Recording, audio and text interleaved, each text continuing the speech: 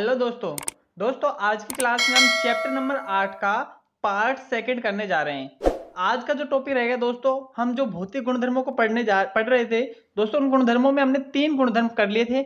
आज हमारा गुणधर्म नंबर 4 है, जिसमें हम ऑक्सीकरण अवस्था को डिस्कस करेंगे। देखिए दोस्तों, सबसे पहले तो हम यहाँ बात करते हैं। देखिए, हम यहाँ केवल और केवल दोस्तों 3D श्रेणी की ही बात करेंगे। 3D संक्रमण श्रेणी के बारे में ही डिस्कस करते हैं सारा का सारा।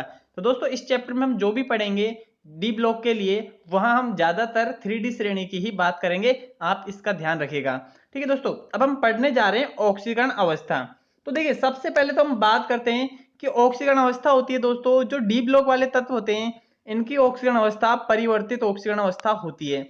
यानी कि ये अपनी ऑक्सीकरण अवस्था को लगातार परिवर्तित करते रहते हैं, निश्चित नहीं होती कि फिक्स इतनी ही रहेगी। ये जिस तत्व से अभिक्रिया करेंगे उसके हिसाब से अपनी अलग अलग ऑक्सीकरण अवस्था दर्शाते हैं। अब इसका क्या कारण है कि ये अलग अलग ऑक्सीकरण अवस्था दर्शाते हैं? तो दोस्तों देखिए, इसका जो सबसे बाहरी कोश होता है वो होता है NS। ठीक है दोस्तों, और उससे जो आंतरिक कोश होता है वो होता है N-1D। तो इस प्रकार से ये दो उपकोष होते हैं, सबसे बाहरी NS और उससे जो आंतरिक होगा N-1D होगा।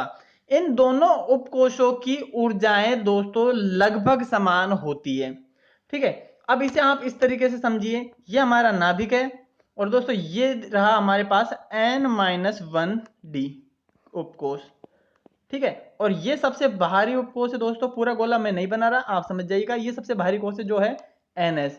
अब होता क्या है दोस्तों, इन दोनों की ऊर्जाएं लगभग समान है। यानी कि जितनी ऊर्जा में इलेक्ट्रॉन हम NS सबसे बाहरी कोष से निकाल सकते हैं दोस्तों, उतनी ही ऊर्जा में लगभग इस इलेक्ट्रॉन को भी निकाल सकते हैं।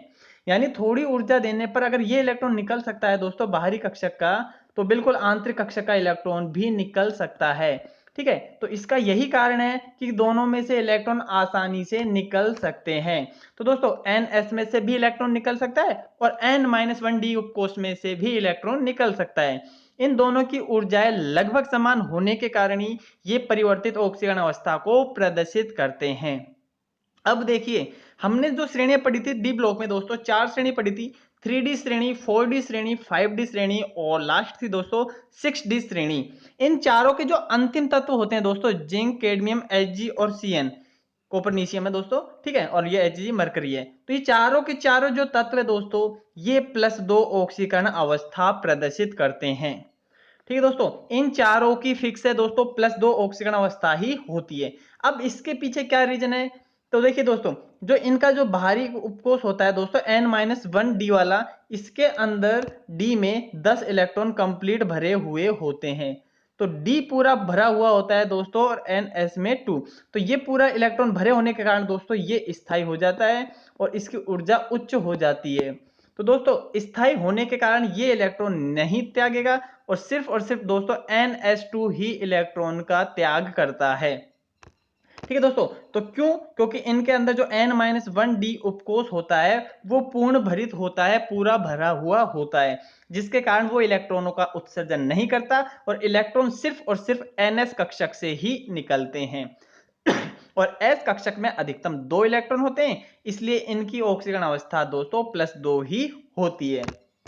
अब देखिए दोस्तों, जो स्कैंडियम तत्व है, अब हम 3D श्रेणी पे आ गए हैं। स्कैंडियम जो ऐसे तत्व है दोस्तों, ये 3 इलेक्ट्रॉन उत्सर्जित करके 3+ ऑक्सीकरण अवस्था प्रदर्शित करता है। दोस्तों इसका क्या रीजन है? क्योंकि यहाँ क्या होता है दोस्तों, इसके बाहरी कोश की बात करें तो NS में तो 2 होते हैं, लेकिन जो N-1 होता है दोस्तों, वो D के अंदर वहां 1 इलेक्ट्रॉन होता है। तो 2 इलेक्ट्रॉन ये त्याग देगा और 1 इलेक्ट्रॉन इसको त्याग देगा। इन दोनों को आसानी से त्याग करके +3 ऑक्सीकरण अवस्था को प्रदर्शित करता है।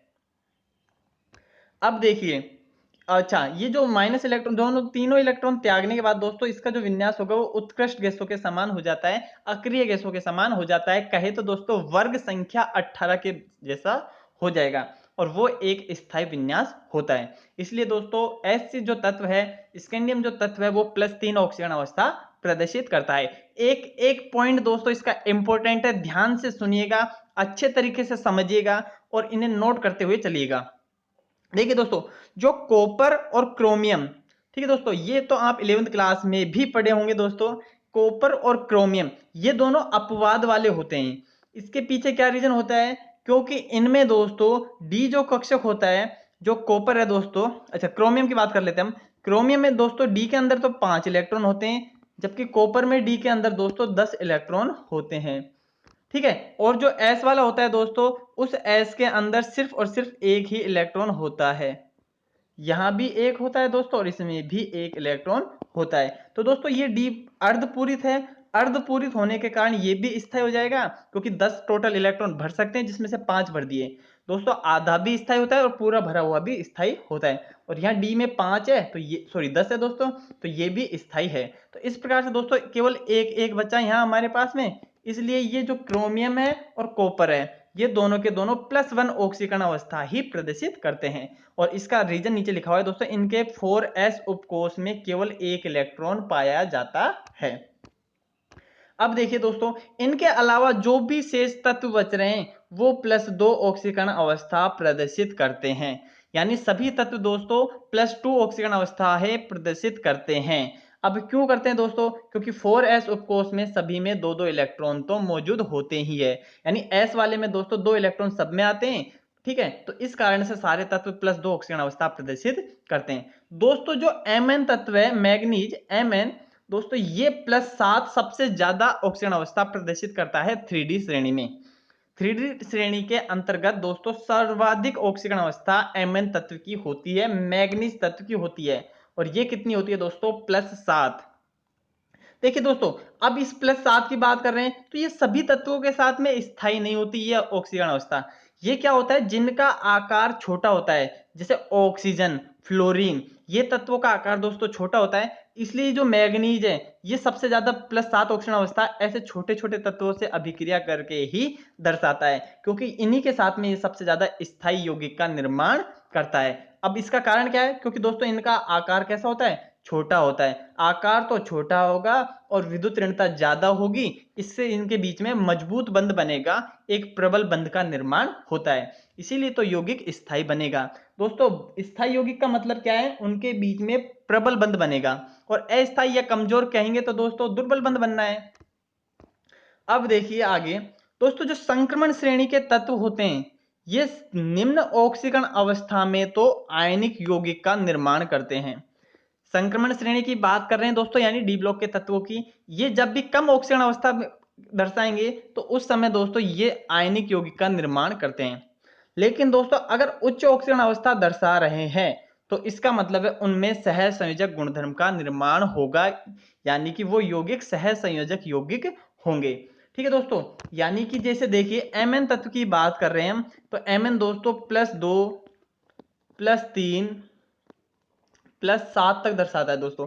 अब इसका मतलब क्या है, जो सबसे छोटी ऑक्सीजन अवस्था है दोस्तों ये तो बनाएगा आयनिक यौगिक, और जो सबसे ज्यादा होगी दोस्तों +7, वो +7 दर्शाएगा दोस्तों सह संयोजक यौगिक का निर्माण करेगा।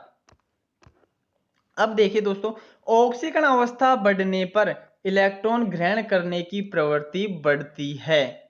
इलेक्ट्रॉन ग्रहण करना मतलब दोस्तों अम्लीय प्रकृति दर्शाना। यानी कि इलेक्ट्रॉन ग्रहण करने की परिभाषा दोस्तों इलेक्ट्रॉन के आधार पर हम परिभाषा देते हैं। तो अम्ल किसे कहते हैं, जिनमें इलेक्ट्रॉन ग्रहण करने की क्षमता होती है उन्हें अम्ल कहते हैं। तो दोस्तों अम्लीय प्रकृति बढ़ती है, ऑक्सीकरण अवस्था बढ़ेगी दोस्तों तो अम्लीय प्रकृति बढ़ेगी। जैसे देखिए यहाँ हमने आपको कुछ तत्व दर्शा रखे हैं दोस्तों, सब में Mn और O ही है, यानी मैग्नीज और ऑक्सीजन ने अभिक्रिया की है। लेकिन दोस्तों यहाँ देखोगे आप, इसमें +2 ऑक्सीकरण अवस्था है, यहाँ +3 है, यहाँ +4 है, यहाँ +5 है, और इसमें दोस्तों +7 है।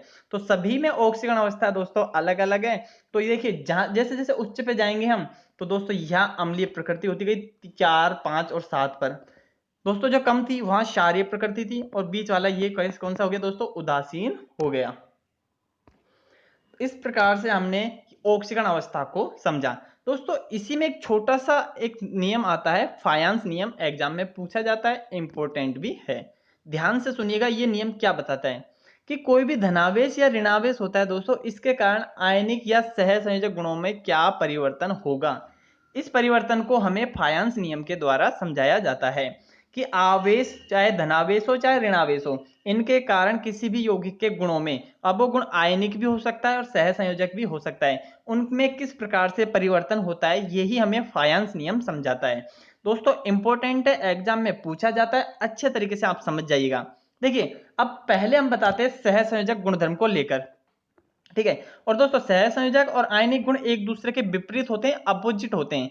अगर एक गुण बढ़ेगा तो दूसरा ऑटोमेटिकली कम हो जाएगा। तो अगर मैं कभी कहूं दोस्तों इसमें सहसंयोजक गुणों में वृद्धि हो रही है, तो इसका मतलब क्या है, उसमें आयनिक गुणों में कमी होगी।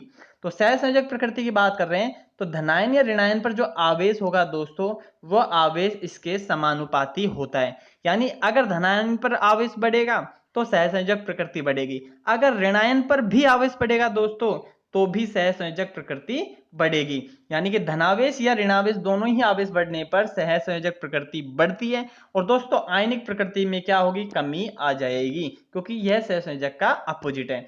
ये तो हुआ दोस्तों संख्या को लेकर। लेकिन बात करें अगर इनके आकार बढ़ते हैं तो दोस्तों क्या होगा, जैसे ऋणायन का आकार बढ़ेगा, ऋणायन का आकार दोस्तों सहसंयोजक प्रकृति के समानुपाती है, यानी ऋणायन का आकार बढ़ेगा तो सहसंयोजक गुण बढ़ेंगे, और सहसंयोजक गुण बढ़ेंगे तो दोस्तों आयनिक गुण कम हो जाएंगे, ठीक है। और धनायन की बात करें दोस्तों, धनायन इसके व्युत्क्रमानुपाती है, तो धनायन का आकार जब कम होगा दोस्तों तभी सहसंयोजक गुण बढ़ेंगे, ठीक है दोस्तों। तो ऋणायन का आकार बढ़ने पर या धनायन का आकार कम होने पर ही सहसंयोजक गुणों में वृद्धि होती है, या फिर आयनिक गुणों में कमी होती है।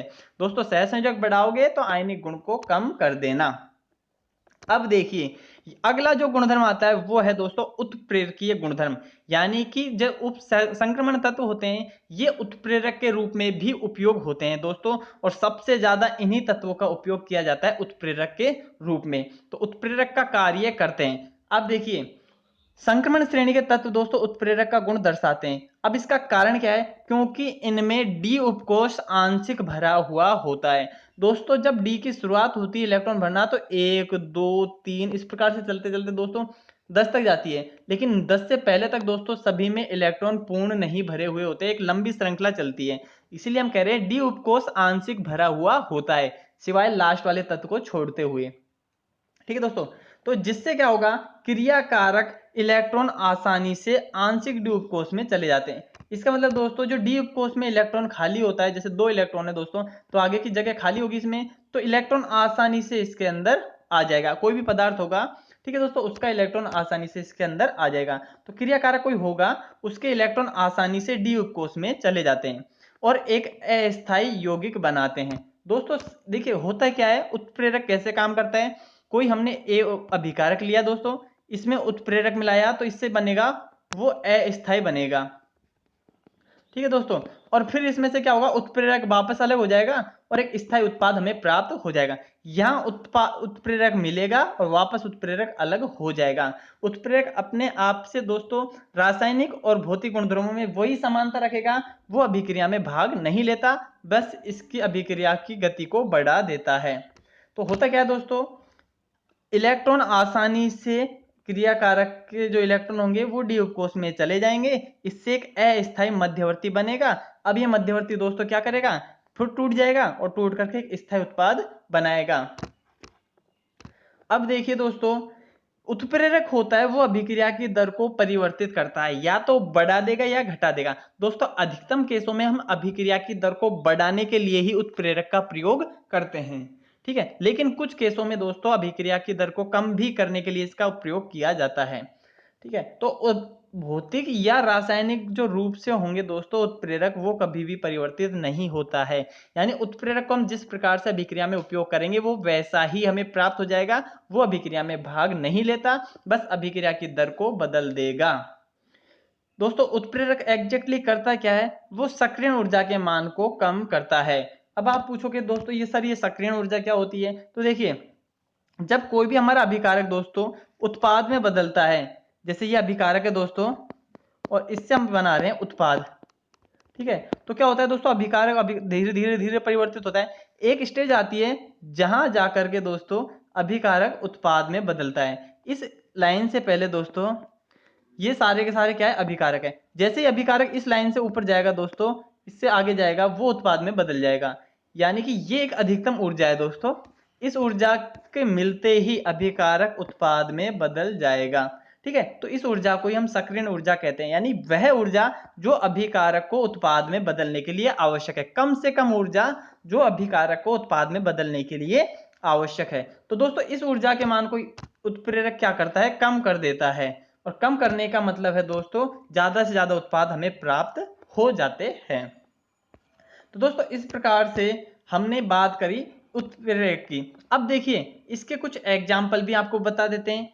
वनस्पति तेल से वनस्पति घी का निर्माण होता है दोस्तों, इसमें निकेल उत्प्रेरक का प्रयोग किया जाता है। ओस्टवाल्ड विधि है दोस्तों, इन विधियों को हम पढ़ेंगे तो आप टेंशन ना लीजिएगा, अभी केवल उत्प्रेरक याद रखिएगा। तो इसमें प्लेटिनम उत्प्रेरक का प्रयोग किया जाता है। ऐसे दोस्तों हेबर विधि है, इसमें Fe या MO उत्प्रेरक का प्रयोग किया जाता है। तो दोस्तों इस प्रकार से आप इन उत्प्रेरकों को याद रखेंगे और ये विधि कौन कौन सी है ये आप आगे आने वाली क्लासेज में पढ़ लोगे। ठीक है दोस्तों, आज की क्लास इतनी। आपको क्लास कैसी लगी दोस्तों, शेयर करना न भूलिएगा। क्लास को ज्यादा से ज्यादा शेयर किया करो ताकि हम इसी प्रकार से इसी ऊर्जा के साथ में वीडियो बनाते रहें। थैंक यू दोस्तों।